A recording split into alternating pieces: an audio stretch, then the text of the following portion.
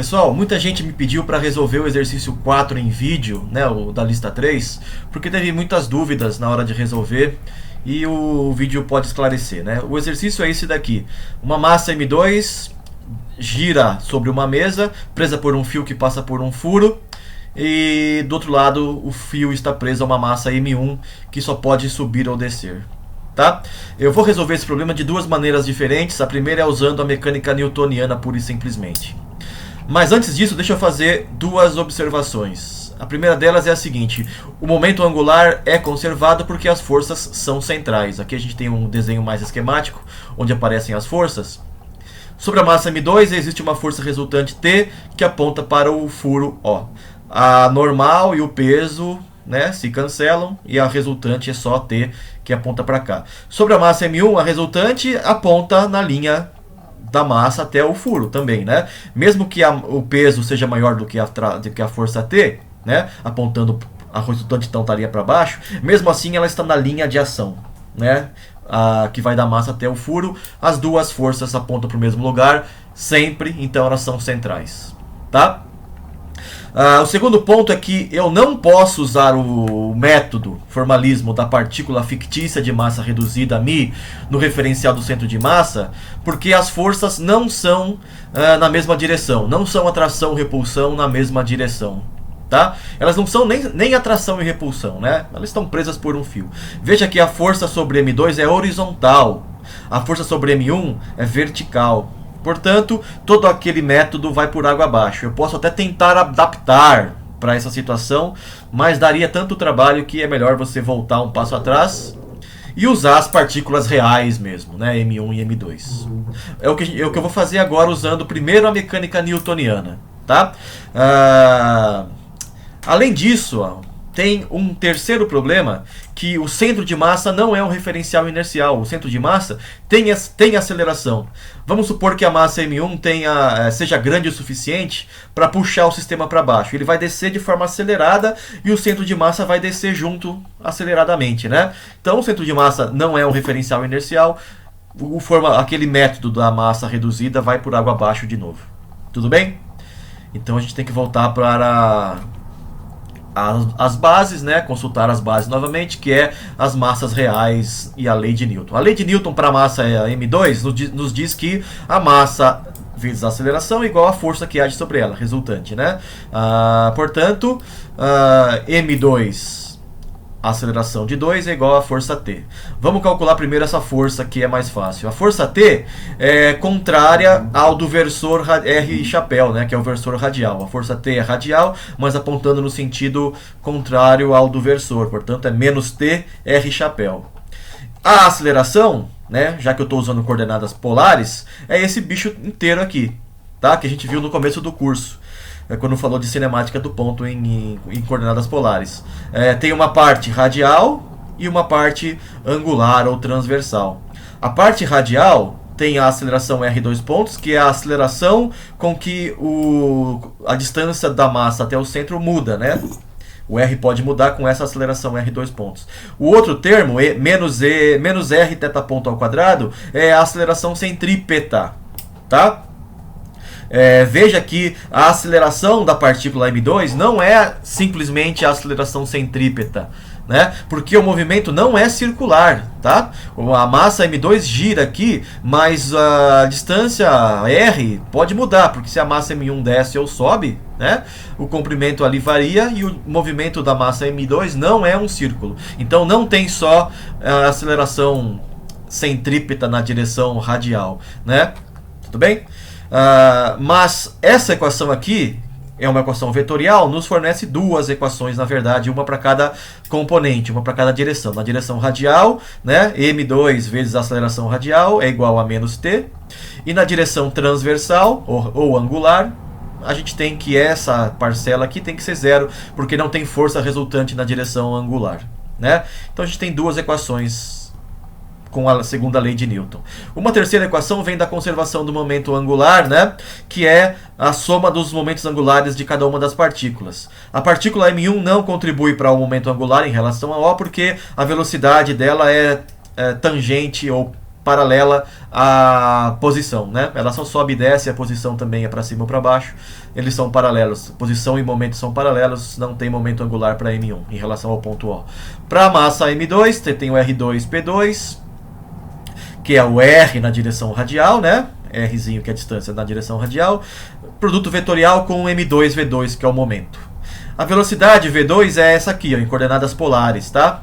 Tem uma componente radial e uma componente angular. Fazendo o produto vetorial, você descobre que o momento angular é isso aqui, né? Aponta na direção perpendicular à mesa, né? E ele é conservado. O módulo é M2R ao quadrado θ-ponto. De onde você pode obter o θ-ponto, né? Então você isola o θ-ponto daqui, em função de L, você obtém uma expressão para θ-ponto. Certo? Essa foi... isso é o que a massa M2 consegue nos fornecer, essas três equações. Na verdade, essas duas equações, né? Mais o momento angular que está aqui conservado. Agora a gente tem que isolar a massa M1, né? Está feito aqui. A gente tem a força-peso, M1G, e a força T. Então eu escrevo essa equação aqui, né? Massa M1 vezes G, que é o peso menos a tração, igual a massa M1 vezes a aceleração, segundo a lei de Newton. Eu estou adotando um sentido Y para baixo, né? O Y cresce para baixo. Portanto, o M1 é positivo, né, para mim, e o T é negativo. E o menos T aqui aponta para cima, seria negativo, né? Você tem que lembrar, então, que a aceleração A1 é o Y, dois pontos, na direção descendo. Tá? E tem um vínculo entre as variáveis R e Y, né? Que é o comprimento do fio constante, né? R, que é a distância entre a massa M2 e o furo, e a Y é a distância entre o furo e a massa M1. A soma dos dois é o comprimento do fio, que é constante. Vamos dizer que seja um certo L, né? Derivando o vínculo duas vezes, eu descubro que o Y, dois pontos, não é independente, mas ele pode ser escrito como menos R, dois pontos, né? Tudo bem? Daí eu tenho 5 equações aí para resolver. Mas eu quero achar o T, né? Então eu vou fazer dessa maneira. Eu vou pegar a equação 1, tá? Juntar com a equação 4, tá? Trocando o Y, dois pontos, por menos R, dois pontos, aqui usando 5, né? É o que eu fiz aqui. Eu tenho então duas equações. Equação 1 e 4, basicamente, só que eu troquei o Y, dois pontos aqui por menos R, dois pontos, e dei uma rearranjada. Daqui é álgebra, né? Você tem que isolar o R, dois pontos de uma equação, substituir na outra e encontrar T, ou somar e subtrair, do jeito que você quiser fazer, tá? Para encontrar uma equação para R, dois pontos, você substitui na outra equação, acha uma equação para T, como está aqui, né? Vai aparecendo o θ-ponto. O θ-ponto você descobre a partir do momento angular conservado, certo? E portanto você acaba resolvendo o problema para achar a força T, usando só a mecânica newtoniana, né? Eu não apelei em nenhum momento para a energia potencial e energia cinética, só usei forças e forças de reação, que é a força T. Vamos agora usar a mecânica lagrangiana, tá? Para acelerar o processo. Eu tenho que então escrever a energia cinética, né, que é dada pela soma das duas energias cinéticas, uma para cada partícula. Para a partícula 1, a energia cinética é essa daqui, né? A velocidade da partícula 1 é o y ponto, né? Para baixo. Então você tem a partícula 1 aqui. Só que do vínculo, né, R mais y igual a L, você descobre que o y ponto é igual a menos R ponto. Então, ao quadrado, o y ponto ao quadrado é o R ponto ao quadrado. Essa daqui é a energia cinética da primeira partícula. A energia cinética da segunda partícula é essa daqui, né? Lembrando que a velocidade da segunda partícula é essa aqui, ó, V2, né? V2 é isso aqui em coordenadas polares. Tem uma componente radial e uma transversal. Você leva isso ao quadrado, você descobre que essa daqui é a velocidade ao quadrado da partícula 2. Somando tudo e simplificando, você descobre que essa aqui é a energia cinética, certo? A energia potencial está aqui, ó. Muita gente se confundiu e não colocou esse sinal de menos, tá? Mas você tem que lembrar que sempre o referencial que você adota tem que ser seguido à risca, né? Então, se você adota a mesa como referencial para a energia potencial, qualquer massa abaixo da mesa vai ter uma altura negativa, né? Portanto, a energia potencial é menos M1GH, tá? Mas como o Y, né? Menos M1GL, Menos M1GY, não menos M1GL nem H. Menos M1GY. Só que pelo vínculo, a gente sabe que o Y é L menos R, né? Então eu escrevo assim, energia potencial. E se eu quiser agora desprezar essa constante menos M1GL, eu posso jogar ela fora. Eu não contribui para a lagrangiana, né? Portanto, a energia potencial é M1GR. Tudo bem?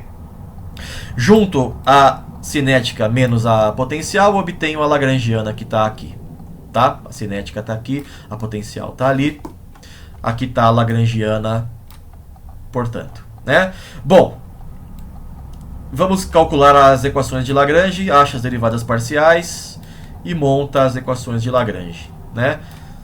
Tá? Que estão aqui. A primeira equação de Lagrange, que é em função da coordenada generalizada R, é essa daqui, ó, que é idêntica a essa equação usando a mecânica newtoniana. Igualzinha, você pode conferir. A segunda equação é a conservação do momento angular, como a gente já sabe, né? Θ é uma coordenada ignorável, portanto ela gera a conservação de alguma coisa, e nesse caso é o momento angular. Certo? Duas equações. Não aparece o T aqui em nenhum lugar, né? A força T não aparece nesse... né? Que a força T que está aqui não aparece.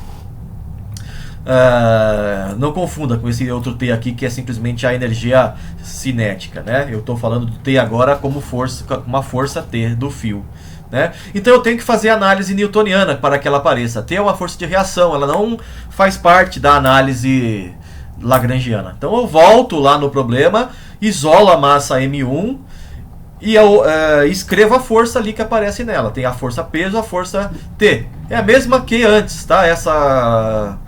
Essa análise é a mesma que eu fiz antes na mecânica newtoniana. M1G menos T igual a M1Y 2 pontos. Como está aqui, igualzinho. Aí eu uso o vínculo, né, para trocar o Y 2 pontos por menos R 2 pontos e simplifico e escrevo assim. Eu tenho então agora as duas equações, equação 3 e equação 1. Eu posso isolar aqui o R 2 pontos e substituir em 1. 1 é essa equação aqui, né? Tá? Pega a equação 3, isola o R 2 pontos, joga aqui. Daí eu simplifico, isolo o T, né? Fazendo todas as contas, eu chego até aqui. Né? E daqui eu troco o θ ponto pelo que aparece lá na equação 2, que é a equação do momento angular, que é essa daqui, né? E simplifico de novo, obtenho a força T, certo? Usando a combinação da mecânica newtoniana com lagrangiana. Aí você pode se perguntar qual é mais fácil, qual é mais difícil. Eu não sei, é questão de preferência, tá? As duas chegam e tem que chegar no mesmo resultado, tá bom? Quem tiver ainda dúvidas pode falar comigo ou com o monitor. Até a próxima, gente. Valeu!